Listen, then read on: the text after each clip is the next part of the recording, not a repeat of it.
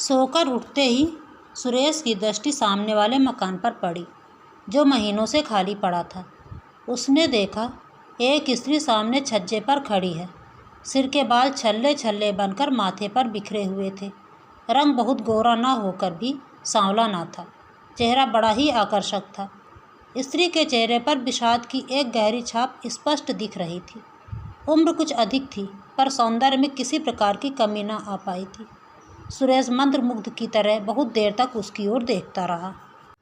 स्त्री नीचे सड़क की ओर देख रही थी। आंख ऊपर करते ही उसने सुरेश को देखा। दोनों की आंखें मिली। सुरेश की आंखों में प्रश्न था और रमणी की आंखों में याचना। तुरंत ही किसी प्रकार की आवाज़ सुनकर रमणी भीतर चली गई। फिर छज्जे के दरवाजे दिन भर बंद रहे। उसके नए पड़ोसी कौन हैं, यह सुरेश बिल्कुल भी ना जान सका। शाम को सुरेश घूमने चला गया। घर लौटा तो 11:30 बज रहे थे।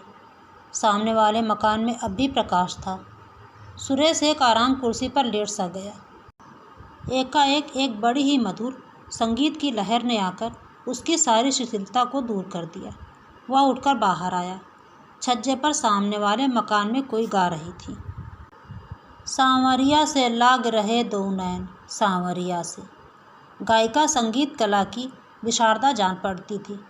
सुरेश भी तो संगीत प्रेमी था, और केवल संगीत प्रेमी ही नहीं, संगीत के विषय में उसे ज्ञान भी काफ़ी था। सुरेश सोचने लगा, हो न हो ये वही स्त्री है।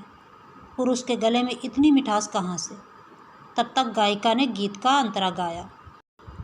काह करूं कित जाऊं मोरी, सजनी नाही परत मोह चैन, सांवरिया से लाग रहे दो नैन। संगीत बंद हो चुका था। सुरेश कुछ देर तक टहलता रहा और थोड़ी देर में उसे एक हल्की सी चीख सुनाई पड़ी। फिर सब कुछ बंद। सुरेश कुछ न समझ सका कि मामला क्या है। वह जाकर सोया रहा। दूसरे दिन सवेरे सुरेश देर तक सोता रहा।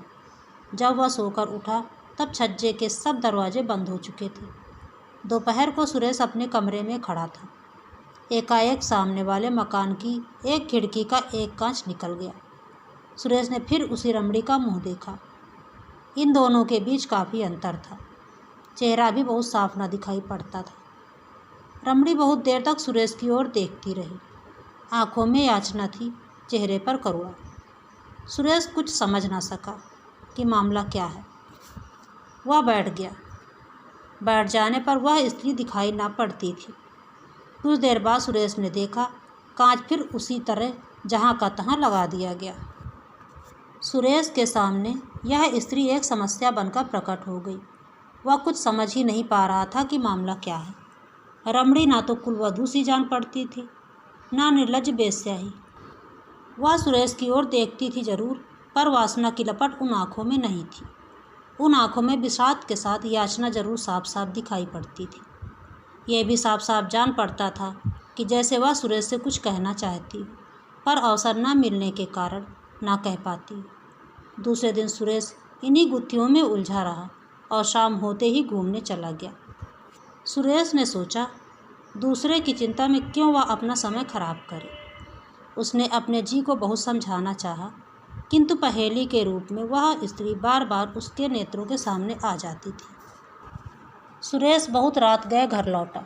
सोने की तैयारी कर रहा था कि सामने वाले छत पर उसे कुछ बातचीत सुनाई पड़ी। रात की नीरवता में सुरेश ने साफ साफ सुना, कोई कह रहा था, तो तुम सीता सती हो, बस यहीं या उस मंदिर में भी, जहाँ हजारों को रिझाने के लिए तुम्हें नाचना और गाना पड़ता था।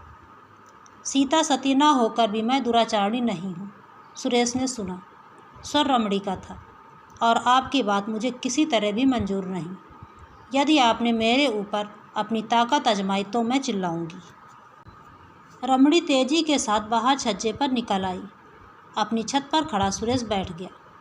रमणी के साथ साथ उससे बातचीत करने वाला युवक भी बाहर आ गया। स्वर कुछ धीमा करके बोला, प्रतिमा, तुम्हें हम समझाते आ रहे हैं, तुम्हारे साथ किसी प्रकार का जुल्म नहीं करते। हम जानते हैं तुम कुलवधू नहीं हो। नाचने गाने का तुम्हारा पेशा है। एक नहीं अनेक पुरुषों से तुम्हारा संसर्ग रह चुका होगा। फिर हमारे साथ, जिसे तुमने अपने मीठे और मधुर व्यवहारों से उन्मत्त बना दिया है, तुम्हारा व्यवहार ऐसा क्यों है। प्रतिमा बोली, मीठे और मधुर व्यवहार का ये अर्थ कदापि नहीं होता नरेंद्र बाबू कि हम आपको अपना शरीर अर्पण कर दें। फिर मेरा यह शरीर तो देवता को अर्पित हो चुका है। मैं देवदासी हूँ, मुझसे ये बात ना होगी। नरेंद्र एक व्यंग्य की हंसी हंसता हुआ बोला, तो तुम अभी तक सती हो, यही ना? और वह पुजारी जिसके पीछे पीछे तुम। प्रतिमा बात काटते हुए बोली, बस बस रहने दीजिए, आप पुजारी जी का नाम ना लीजिए। वे मेरे पिता के तुल्य हैं। वे बहुत सीधे हैं। अगर वे सीधे ना होते तो आप मुझे वहाँ से धोखा देकर ला भी ना सकते थे। नरेंद्र का नशा इस समय जोर पर था। वह क्रोध में बोला, मैंने उन्हें धोखा दिया है या तुमने मुझे उल्लू बनाना चाहा? साफ साफ कहो, क्या तुम्हारी खुद की इच्छा ना थी मेरे साथ घूमने चलने की? प्रतिमा, घूमने जाना दूसरी बात है और घूमने के बहाने भाग जाना दूसरी बात है। आपने पुजारी जी से कहा नहीं था कि शाम होने से पहले लौट आएंगे? नरेंद्र, ओहो, इतनी भोली तो ना बनो। तुम नहीं जानती थी कि हम लोगों ने घूमने की बात क्यों की है? तुम बड़ी नीच हो। सब कुछ तुम्हारे ही कारण हुआ है और तुम अब मुझे ही बेवकूफ़ बनाना चाहती हो। प्रतिमा, यदि मुझे मालूम होता कि घूमने के बहाने आप मुझे भगा ले जाएंगे तो मैं आप लोगों के साथ कभी ना आती। झूठ बोलते हुए तुम्हें लज्जा नहीं आती? किसी दूसरे से आंख लड़ गई है, यह क्यों नहीं कहती? बेहया कहीं की, कहकर नरेंद्र गुस्से में छत पर टहलने लगा। प्रतिमा ने कहा, आपका व्यवहार मेरे साथ बहुत उद्दंड होता जा रहा है। मैं इसकी आदी नहीं हूँ। उद्दंड व्यवहार इसको कहते हैं। कहते हुए नरेंद्र ने कसकर एक तमाचा प्रतिमा को लगा दिया। प्रतिमा चीख पड़ी। कमरे से नरेंद्र के साथ ही अन्य युवक भी बाहर निकल आए। उनमें से एक बोला, यार नरेंद्र, छोड़ो भी तो, क्यों इसके पीछे पड़े हो? नरेंद्र बोला, पीछे पड़ने की बात नहीं है। तुम जानते हो, हम लोग 1 महीने से इसी के पीछे रुपया पैसा और समय बर्बाद कर रहे हैं। कुछ मेरा अकेला अनुमान भी नहीं, तुम्हारा सभी मित्रों का अनुमान था कि ये हम लोगों के साथ भाग जाना चाहती है। तभी तो हम लोगों ने इसे वहाँ से निकाला, नहीं तो औरतों को भगाना कोई हमारा पेशा थोड़े ही है। अनुमान गलत भी हो सकता है, एक तीसरे ने कहा, जिसे अनायास ही प्रतिमा से कुछ सहानुभूति हो गई थी। तुम लोग बेवकूफ़ बन सकते हो, पर मैं ना बनूंगा। मैं अभी इसे सीधा किए देता हूँ। ऐसा कहते हुए नरेंद्र ने प्रतिमा के पास आकर कहा, यह रोना किसे सुना रही हो? अब कोई तुम्हारे नखरे को देखकर धोखा नहीं खा सकता। तुम्हारी जात ही ऐसी होती है। उल्लू फांस कर रखने में तुम लोग अपनी विजय समझते हो, पर हम वो उल्लू नहीं हैं कि फंस जाएं। पहले तुम्हें फंसा लेंगे, बाद में हम फंसेंगे। प्रतिमा ने कहा, ठीक है, आपकी कैद में हूँ, जो चाहे आप कर सकते हैं। पर मैंने आप लोगों को पढ़ा लिखा सभ्य पुरुष समझा था। मैं क्या जानती थी कि पुरुष के रूप में आप राक्षस हैं। हम राक्षस हैं? नरेंद्र ने दूसरा तमाचा प्रतिमा को जड़ दिया। और तुम देवी हो? बदजात कहीं की। मंदिर का राई रत्ती हाल जिसे ना मालूम हो, उसके सामने अपने सतीत्व का ढोंग रचाना। यहाँ पहले ही सब कुछ जान लिया था, तब पैर आगे बढ़ाया था। हमने कोई कच्ची गोलियाँ नहीं खेली हैं। अब सुरेश से ना रहा गया, उठकर खड़ा हो गया। टार्च फेंकते हुए उसने कहा, आप लोगों की बात करीब आधा घंटे से मैं सुन रहा हूँ।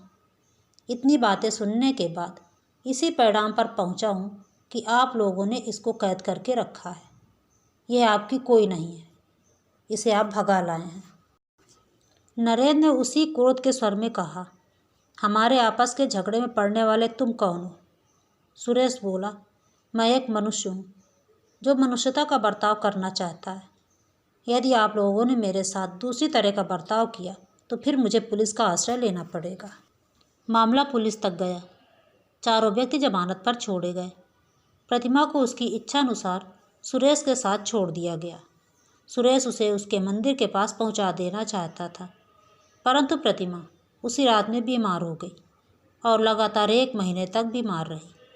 बीमारी से अच्छी होने के बाद अस्पताल से लौटकर प्रतिमा सुरेश की अतिथि हुई।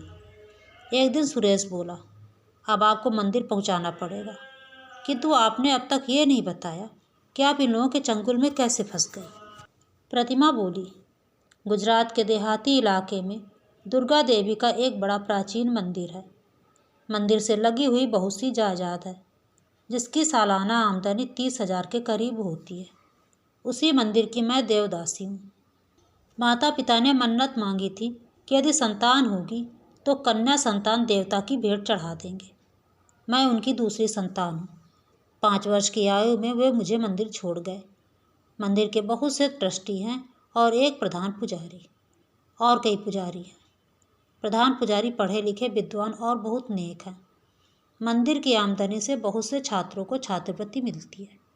बहुत से अनाथ और विधवाओं का पालन होता है।